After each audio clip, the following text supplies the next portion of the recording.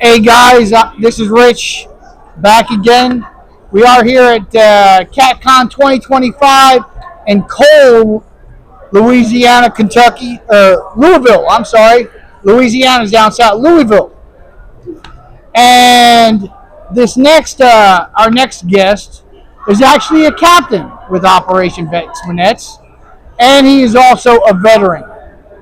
So we're going to talk to Eric. I'm going to have Eric introduce himself and tell us what branch of service, what you did, share whatever you want, and then I'm going to drill you. Yeah. So go ahead, Eric. Tell us about yourself. Give us your name, what service you know. I got you. My name is Eric Sparkman. I'm a United States Marine Corps veteran. I was a sergeant. I did 8 years. I was deployed to Iraq and Afghanistan. I was a diesel mechanic while in the Marine Corps. Right on. And as you guys know, there's no ex-Marines. Once a Marine, you're always a Marine.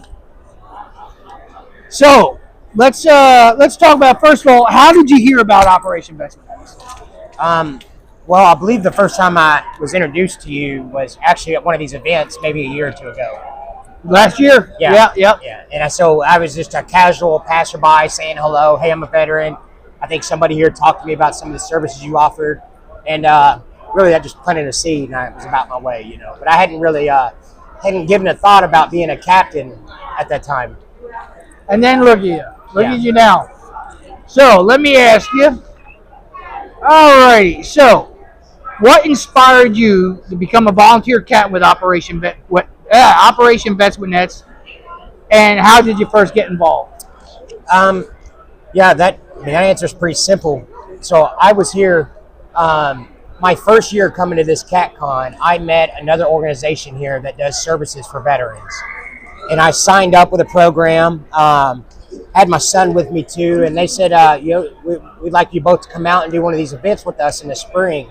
And I'd never done any kind of event like this before. We went out and did that. We flew down there and did that. It was so much fun. I got to meet a lot of veterans. The camaraderie, the community, the event, just everything about it. I had so much fun. Excellent. And I was already a catfisherman, but I never really got to experience the community of catfishermen. You know what I mean? Yeah. And so when I came back, I really dug in and got into catfishing. And I knew after that event that I wanted to have a boat. And so that's what I set out. My goal that year was to get a boat by the end of the year, and I bought a boat. And then I was already taking out some buddies and some veterans. And then I remembered that I saw an email that y'all were looking for volunteer captains in your local area. Yep. I was like, that's me. I'm already doing it. I just want to be attached to something that's got a good cause. And now we appreciate it, and I know it always feels good when you're doing something greater than yourself and you're helping somebody else. So I get that. So let's talk about a day on the water. So let's talk about, can you describe what a typical day on the water looks like during a fishing trip with another veteran? Sure, yeah. No,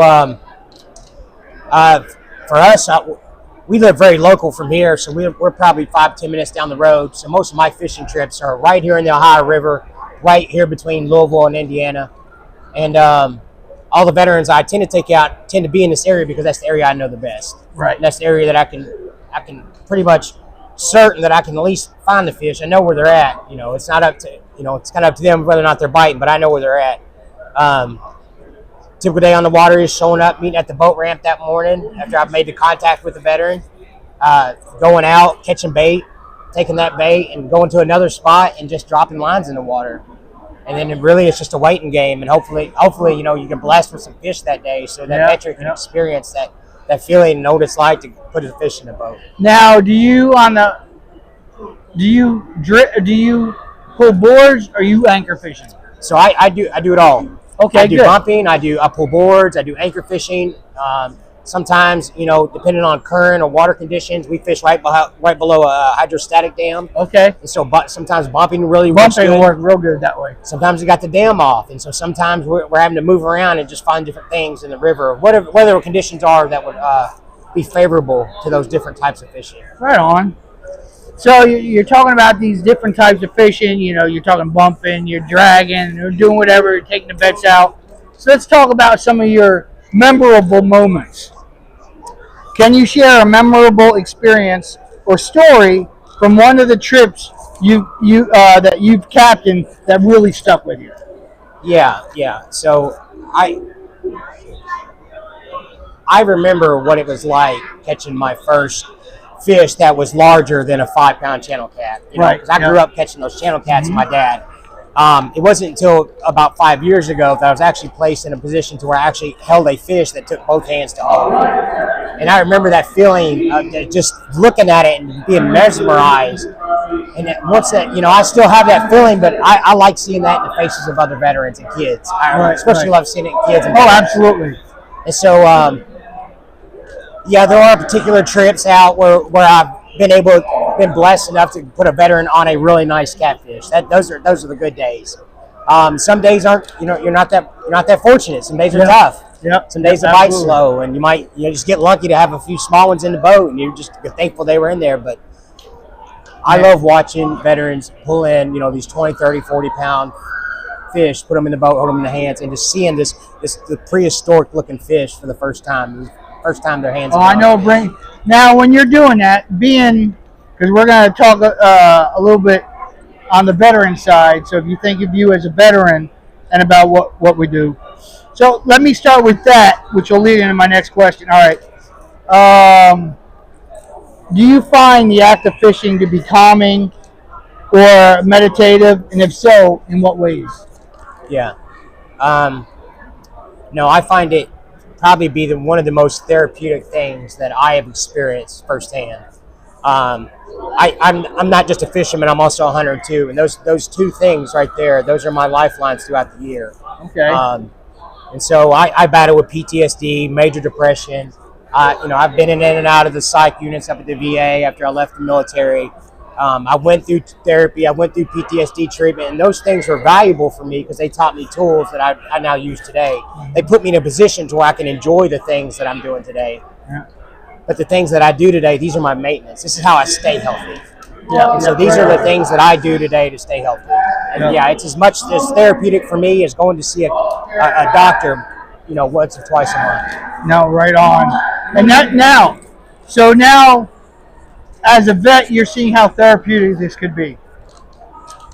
But now, as a captain, do you find taking out a vet just as therapeutic as the captain? I do, yeah. So I'm actually a peer support specialist, and I worked at the VA for several years. And part of being a peer is connecting with veterans. That's the main goal of a peer support specialist, is to be able to connect with veterans and meet them on a level of experience, not education, not a doctor. I'm not, but I have experience in the mental health field. I've been here before. I've been where you're at, and I found the way through. Take my hand, we'll come together. And so, to me, that's therapy. And being able to share an experience like fishing, something that I'm so passionate about, with somebody that maybe is not as fortunate and maybe hasn't had the opportunity to go out and experience that before, maybe just doesn't have the right gear to go out and be able to catch those fish.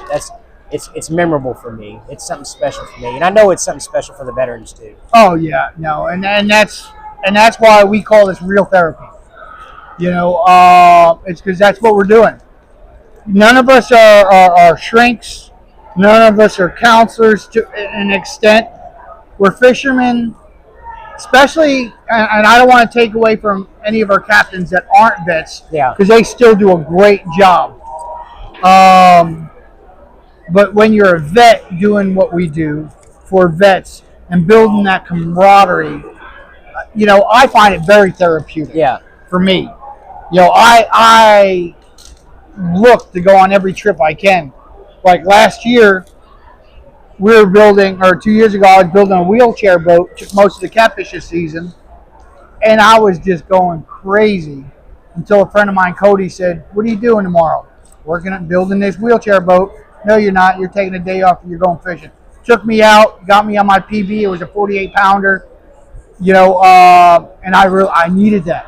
And he knew I needed that. Yeah. And it put me right back in a great place. From a veteran's perspective, the first time that I went out on a trip with that veterans organization that took me out catfishing, I remember it was like a 6-hour trip, but by the end of the day, I was sharing my experiences that I had in the military with two people that I had never met before. One was a veteran, one wasn't a veteran, but they were there. We were sharing experience together, and I felt safe there to share those experiences. Yeah, having that safe, Yeah. and that a lot of our vets after we got done and we're talking, the one thing they did say they felt is they felt that they were in a safe place. Yeah. And I push that on my captains all the time. I said, you have got to make sure that you provide a safe environment, especially some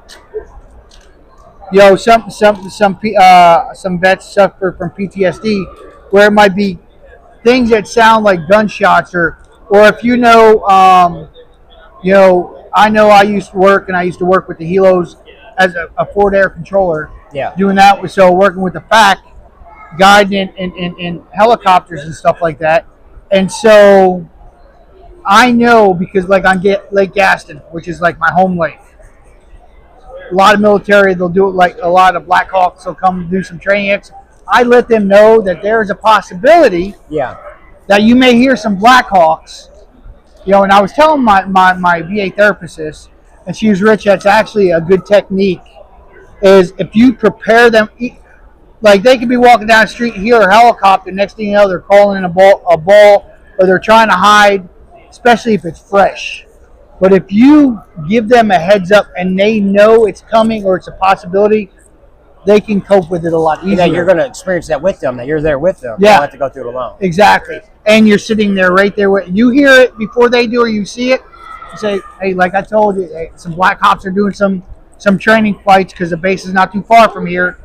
And you experience that with them, and you're there. So if they start hyperventilating, they know they're in a safe space, and they got some. And that's so key.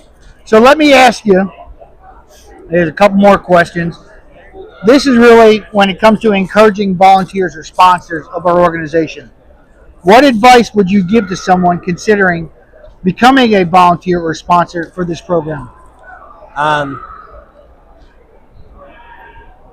Well, I mean, I suppose, simply put it, just ask yourself two questions. Do you love fishing? Do you love teaching people how to fish? Do you love sharing that experience with somebody else?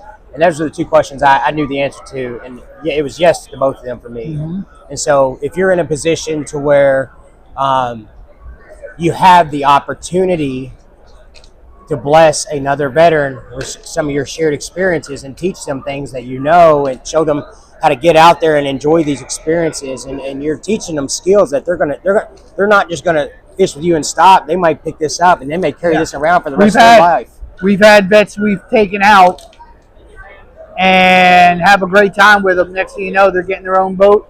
6 months later, that's exactly what happened to me. 6 months later, like, how do I get involved in taking guys out? I knew that's what I wanted to do. As soon as I was on the boat, I was like, this is where it's at. I knew I wanted to do this. I just didn't know how to get there. And so it took me a year of planning and working it out and setting goals. Another thing is just